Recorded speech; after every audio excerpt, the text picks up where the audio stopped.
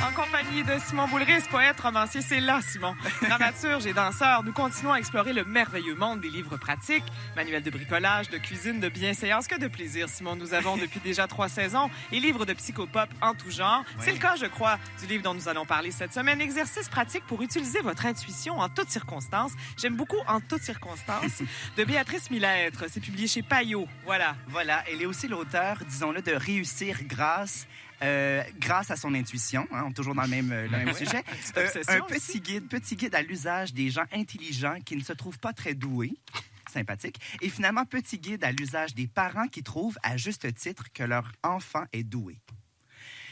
Hey, j'en ai un peu marre des longs titres à n'en plus finir. Oui, c'est une spécialiste des longs titres. Alors, elle est docteur en psychologie, spécialiste en sciences cognitives. Oui, quand même. Oui. Elle est quand même intéressante. Là. C'est pas n'importe qui. Et ce qu'elle désire dans son livre, en fait, c'est réhabiliter l'intuition.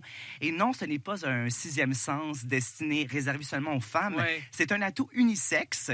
Et c'est de moi. On va tester ça. On va voir. Et fondamental pour notre bien-être, qu'elle nous dit, notre équilibre, notre efficacité, tant quotidienne que professionnelle, et nous faire confiance en tout temps. Ouais. Alors, c'est quoi l'intuition? Oui, c'est une vraie question. Hein? Je pense que Philippe aimera pas ça. Alors, c'est cette capacité de percevoir les choses sans être capable de les expliquer.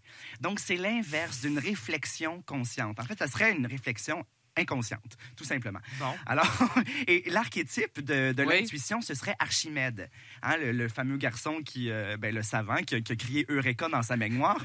Alors, on le sait, Marie-Louise, tous les grands savants sont liés par des concepts ou des choses très précises dans l'inconscient collectif, comme par exemple, Isaac Newton est lié à la pomme, on pense toujours à la pomme. Oui. Pour Einstein, on pense à sa formule E égale MC2. Eh bien, pour Archimède, on pense à un gars tout nu qui court dans les rues en train de crier « J'ai trouvé! Eureka, j'ai trouvé! » Alors qu'il avait... Ça, c'est vous, Simon. Hein? Qui pensez à la nudité. Oui. Voilà. Alors qu'à son insu, il avait élaboré la théorie des fluides dans son bain. Donc, c'est en se reposant l'esprit. Et ça, il en est beaucoup question dans le livre, de rêvasser pour trouver des solutions à nos problèmes. Oui. Donc, de faire autre chose. Agatha Christie disait qu'elle trouvait ses intrigues en faisant la vaisselle. Exactement. Oui. Donc, on parle aussi d'ailleurs d'Agatha Christie. Elle est une grande intuitive, elle aussi. Donc, il y a des auteurs qui sont intuitifs malgré tout, malgré la réflexion inconsciente. Le maître mot de l'intuitif, c'est « je ne sais pas ». Alors, un exemple, Marie-Louise. Si je vous invite, là, je vous propose une activité vraiment captivante. Sur le coup, vous avez envie de me dire... Je pense que vous entendez par captivant. Alors, vous me dites oui sur le coup, mais là, après une dizaine de secondes, vous y repensez puis vous dites j'ai un mauvais feeling. Oui. Alors, il faut écouter cette petite voix-là. Et si votre petite voix vous dit de ne pas y aller, vous n'y allez pas. Donc, elle est vraiment fiable selon elle. Cette petite voix, cette pensée fugace qu'elle dit, est néanmoins le résultat d'un raisonnement très structuré. Ah bon? Je la cite, c'est très structuré. C'est là que c'est étonnant. Oui, c'est très élaboré, dit-elle. Et donc, la plupart du temps, l'intuition ne va pas nous tromper. C'est évidemment ce qu'elle nous dit, même si c'est déstabilisant, c'est insécurisant, parce que ça repose sur rien de solide, en fait. Et là, elle nous propose toute une flopée d'exercices. Alors, c'est là le plaisir va commencer. Alors, elle nous propose... Avec 2 belles victimes. Oui, Philippe Couture et Antonio Dominguez-Leiva. 2 beaux esprits rationnels. Oui, c'est ça. C'est là que ça va devenir intéressant. Oui. Alors, avez-vous une voix intérieure, vous, Antonio? Oui, absolument. Elle nous propose de rédiger un journal intuitif. Ça, c'est le premier exercice un peu... Ça peut être laborieux, ça peut être un peu laborieux, donc on le fera pas. Mais tout de même, je vais juste vous dire que j'étais à San Francisco cette semaine et j'ai fait mon journal cette journée-là et je me suis demandé quel moment intuitif ai-je vécu aujourd'hui. Et je marchais le long d'Embarcadero et je cherchais, j'avais pas de GPS, j'avais pas ma carte, j'avais oublié ma carte. Et j'ai marché pendant 1 heure pour chercher le quai 39 pour aller à Alcatraz. Et finalement, je suis arrêté après 1 heure. Je me suis dit, ben non, je suis passé devant. Et là, ma petite intuition m'a dit, c'est peut-être le prochain. Et c'était le prochain. Alors, j'étais quand même un peu impressionné. Alors, elle nous dit de pas trop utiliser notre GPS. Dans l'avion, on utilise trop le GPS. En même temps, moi, je comprends la race humaine. Elle a parfaitement raison. Mais c'est vrai qu'on pourrait, de temps en temps, plus se fier à son instinct, suivre, elle dit, en suivant la rivière. Bon, là, évidemment, ça dépend où on vit. Il y a pas des rivières partout. Oui. Psychothérapeute, elle affirme aussi que c'est le propre des connaissances intuitives. On ne sait pas ce que l'on sait. Elle ne sait pas ce que l'on sait, ni ce que l'on sait, mais on le sait. C'est ce qui résume beaucoup son livre. Alors, un de mes jeux préférés à moi, c'est le jeu du baccalauréat. Moi, j'appelle ça le jeu du dictionnaire. Le jeu de l'alphabet. Donc, à tour de rôle, on va, à partir d'une catégorie comme, par exemple, une ville, des villes, des fruits, des animaux, des personnalités, on décline l'alphabet et on réfléchit pas. Il faut vraiment y aller avec notre instinct. Donc, par exemple, si on y va avec des villes, on irait avec Amsterdam, Berlin, Chicago, etc. Donc, je vais proposer des écrivains. Alors, je vais commencer avec Hubert Aquin. Alors, avec A. Marie-Louise, c'est à vous. Pourquoi moi? On va le faire à tour de rôle. Je sais pas. Pour B, c'est facile. Moi, je l'ai, le B. VLB. Oui, vous avez le B, vous, Oui. Antonio? Borges. Excellent. C.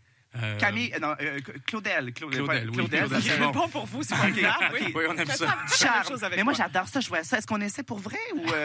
OK, je vois que c'est On est rendu à E, là. Ouais. Éric Umberto Emmanuel Eco. Schmitt. Ah, Éric. le Ouais, prénom. sinon, il faut y aller dans les noms de famille. Ah oui. Mais moi, j'aime ça les doubler. J'avais même proposé Aline Apostolska. J'aurais eu 2 points pour moi.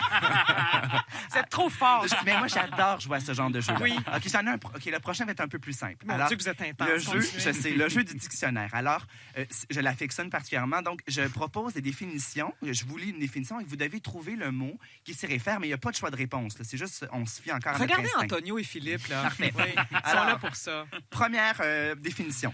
Retour violent des vagues vers le large après qu'elles ont frappé avec impétuosité. Le ressac. Oui, le ressac, parfait. Deuxième. Mouvement culturel et intellectuel international prônant l'usage des sciences et des techniques ainsi que les croyances spirituelles afin d'améliorer les caractéristiques physiques et mentales des êtres humains. Positivisme. Les Lumières. Transhumanisme. Renaissance. Transhumanisme. Oui. Je nomme tout. moi. OK, et J'allais dire juste humanisme. Le encore post-punk. pour Antonio, un genre ou pour Patrick Masbourian qui se joint. Oui. Alors, un genre musical et une danse née en République dominicaine vers 1850 et aujourd'hui interprétée également par des artistes portoricains. La La lambada. salsa, le merengue. Le merengue! Ah, merengue. Oui! Est-ce qu'il nous reste un peu de temps? Mais le temps. oui, Un c'est autre petit tellement jeu. formidable. C'est pour tester notre intuition. Intuition, Patrick. Alors, autre outil pour nourrir son instinct, c'est changer notre chemin le plus possible, sortir de notre zone de confort. Et là, Antonio, je suis certain que tu as un sujet de prédilection. C'est quoi sur quel domaine tu es vraiment incollable? Ah, ben, je sais pas. Je me casse souvent la gueule en cherchant de nouveaux trucs tout le temps. Alors, le principal, ta zone de Bon, confort, littérature elle est du où? 20e siècle, disons, Antonio, non? Je sais pas.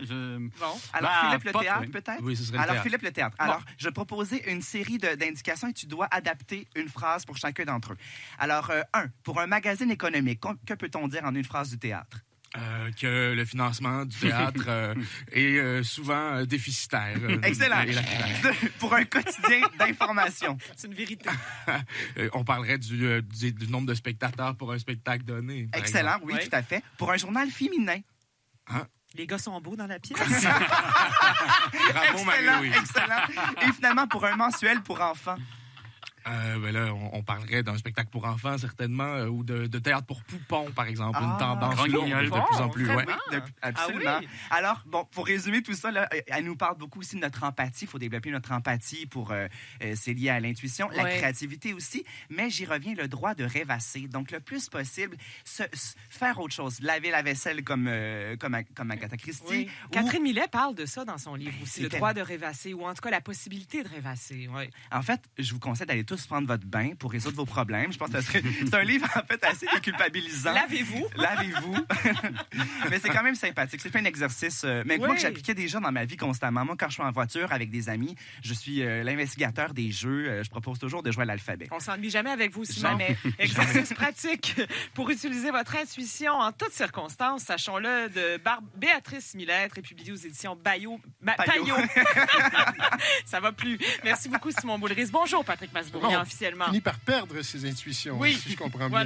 voilà. Une fois installé dans le bain, pourquoi ne pas réécouter cet album extraordinaire Ah, du oui. groupe R.E.M., Automatic for the People, qui date de 1992. On raconte la petite histoire de ce grand disque tout à l'heure avec Olivier Robillard-Lavaux.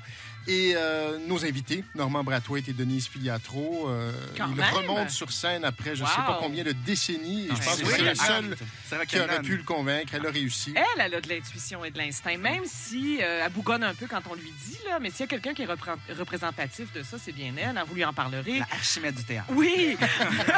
On écoute l'émission PM après le bulletin d'information. Merci, Patrick Masbourria. Antonio Dominguez-Leiva, c'est votre dernière présence à cette émission. Oui, on vous embrasse, on vous aime, on vous retrouve à l'automne. À demain.